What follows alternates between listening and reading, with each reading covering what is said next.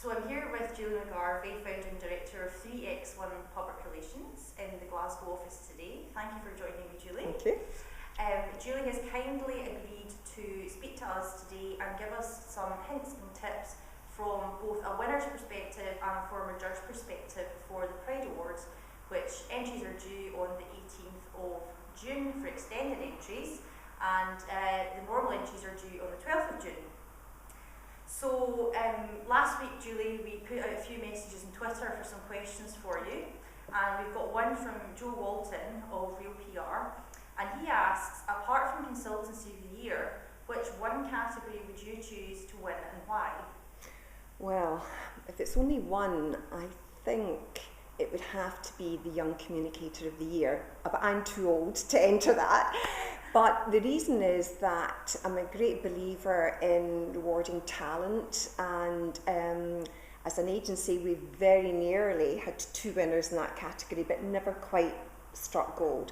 So that would give me a lot of pleasure and a hotbed of talent in this agency, and it would just be great to see that rewarded. So I think that's the one I would feel most pleasure at. But there's lots of new categories in this year that no one will ever have done before, like sport and healthcare, so those would be quite exciting as well. But Young Communicator. Great. And I think one of the questions that people always ask is, it's very time consuming preparing an entry. Some people want to know whether it's worth it or not. What would you say? Well, as a business, yes, it is worth it when you win, and it's very frustrating when you don't. But yeah, I think like any good piece of work, you have to invest in time and planning, and I think that it's worth it because it's a showcase of your own work. It's time consuming, I think, because you have to really analyse what the criteria is and make sure that you're answering all the things that are being said. And if you're doing your work properly, then you will be constantly reviewing it. I'm always saying edit, because it's good to go back, it's good to write it, not leave it till the 11th hour, write it, go back, maybe play around with it a wee bit, and always get some fresh eyes on it as well. Get somebody that doesn't know the campaign or the client to look at it, and if they don't understand it, then the judges won't understand it. Yeah. I think as well, there's a lot of chat about the knack for writing the winning entry. Yes. Would you say there was a knack, or would you say there was an actual formula for just your general train of thought for writing it? Well, I think practice makes perfect, and the more you do awards, the more you kind of get a feel for writing them. However, I think it's not the knack of writing awards, it's actually the campaign itself. If you haven't got the good work to start with, you're never going to win an award, or you shouldn't. So I'm a great believer in working back to front, and when we're thinking about entering awards, we always start with what made this campaign or project different. How good were our results? Were our results what you should have done anyway, or did we do anything differently, or did we add value to the client's business? And there's lots of ways you can look at that, and that's the way we start. So really, I think that in going to the results and evaluation and measurement area of the award entry, once you're satisfied that you've really delivered value to the client or the project, then you've got something to build on.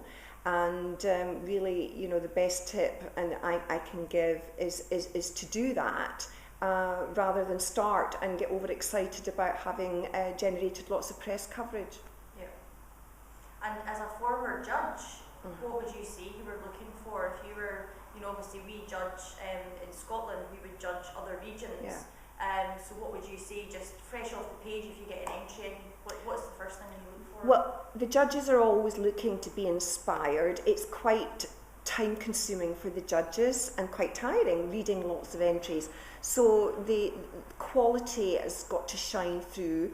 The judges are looking to see entries that are passionate about the subject, that tell a story. It's almost like a painting. There has to be a flow, and they really are always looking for people that have gone the extra mile. So you'll often hear saying, oh, they got 5 national titles and this and that and the next. But people will say, so what? That's what you're expected to do as a professional PR to get that. So the judges will look for that extra dimension, and you can't underestimate the attention to detail of the grammar and the spelling and all of that. That's still important even in today's, digital world.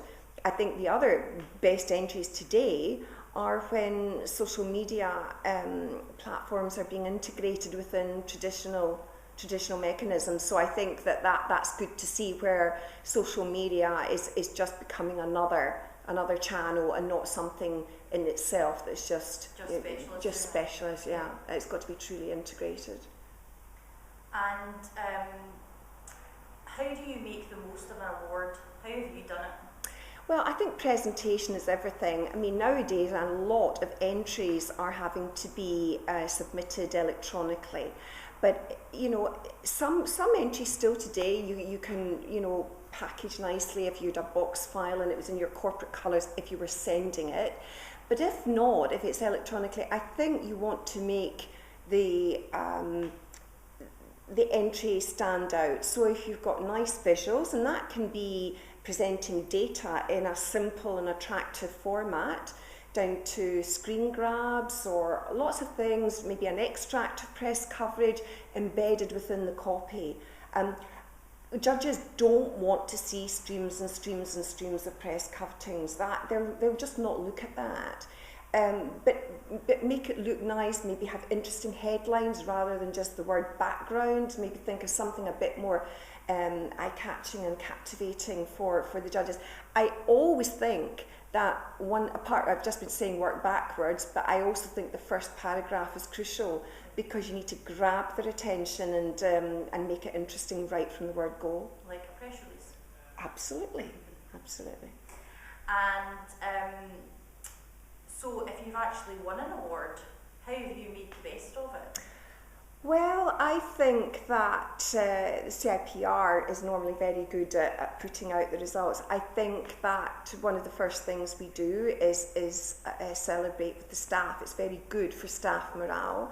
And clients want to know, so we usually tell them, in fact nowadays we're texting from the dinner to tell them, so that's good. So we'll have a little celebration drink, particularly with the client.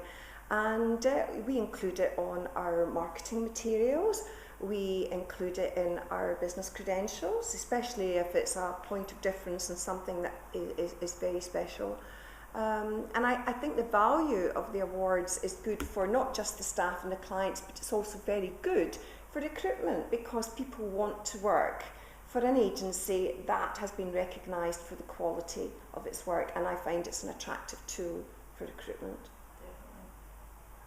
So, thank you very much for taking time out of your busy schedule. Thank you.